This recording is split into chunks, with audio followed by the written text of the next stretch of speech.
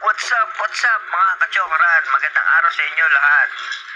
Ngayon may bago tayong video tungkol sa ating painting project 2024.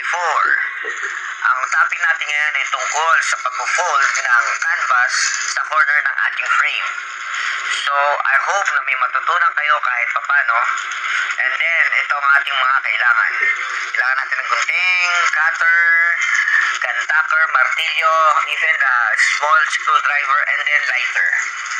So, makikita natin dito, tinutupi ko na yung corner ng ating frame. Yun yung medyo critical dyan kung paano natin gagawin.